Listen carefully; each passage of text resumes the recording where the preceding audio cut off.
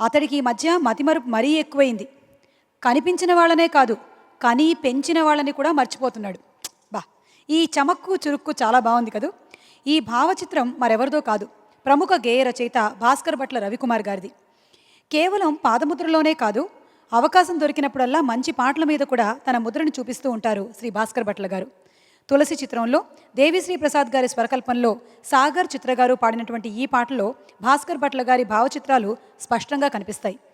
ఈ పాట విషయంలో ఒక చిన్న కథా కమామిషి మీతో షేర్ చేసుకోవాలి. భాస్కర్ భట్ల గారు చెప్పింది, ఈ పాటని కేవలం 4 గంటల్లోనే రాశారంట ఆయన. నెక్స్ట్ డేకి ఆ సాంగ్ షూటింగ్కి విదేశాలకు వెళ్ళిపోవాల్సినటువంటి పరిస్థితి. సో దేవిశ్రీ ప్రసాద్ గారు చెన్నై నుంచి ట్యూన్స్ ఇటు పంపిస్తే ఇక్కడి నుంచి ఆ ట్యూన్స్కి తగినటువంటి సాహిత్యాన్ని SMS పంపించారట. మొదట పల్లవి వెళ్ళిందంట. దేవిశ్రీ ప్రసాద్ గారు పల్లవి అంటే అమ్మాయి అనుకున్నారు, పాటలోని పల్లవి వెళ్ళిందంట. దేవి గారు ట్యూన్ కంపోజ్ చేసేసారంట. ఆ వెనకాలే మొదటి చరణం, ఆ తర్వాత వెనకాల చరణం, అలా ఇన్స్టాల్మెంట్ రూపంలో వెళ్ళగా 3 గంటలకల్లా పాట ఫుల్గా కంపోజ్ అయిపోయిందంట. అది ఈ పాట వెనకాల ఉండేటువంటి కథా కమామిషి. ఇక ఈ పాటని పాడడానికి వేదిక మీదకి ఆహ్వానిస్తున్నాము శ్రీకృష్ణ అండ్ గాయత్రి నారాయణ్ గారిని.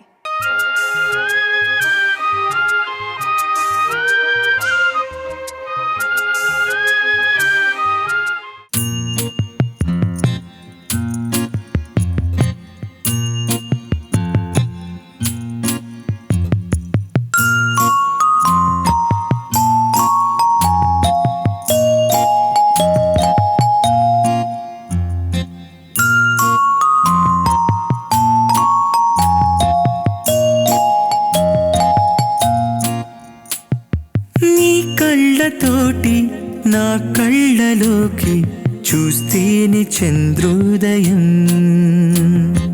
నీ చూపుతోటి నన్ను తాకుతుంటే తనువంత సూర్యోదయం.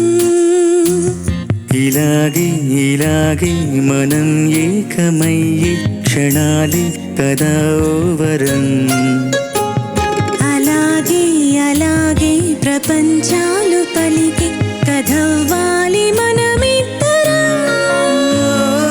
నీ కళ్ళతోటి నా కళ్ళలోకి చూస్తేనే చంద్రోదయం, నీ చూపుతోటి నన్ను తాకుతుంటే తనువంత సూర్యోదయం.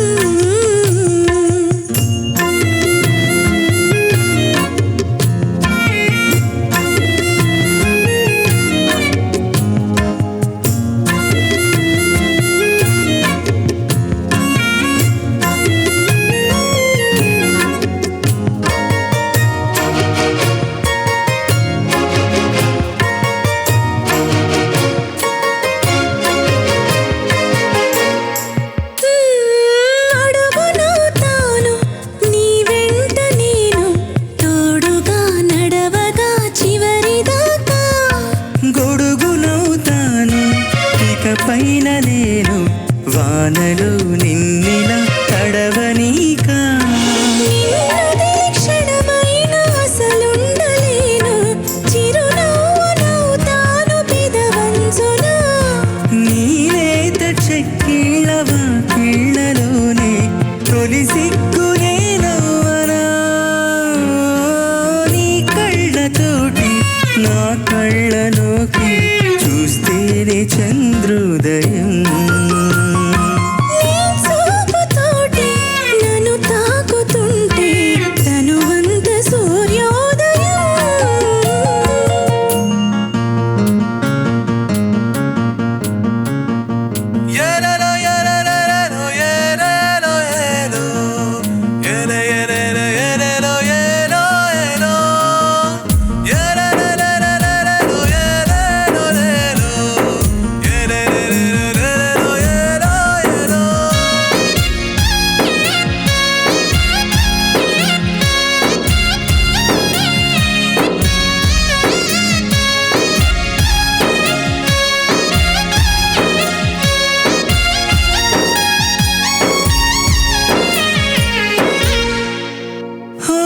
వెన్నెలవుతాను ప్రతిరే నేను, చీకటి నీ దరికి చేరకుండా.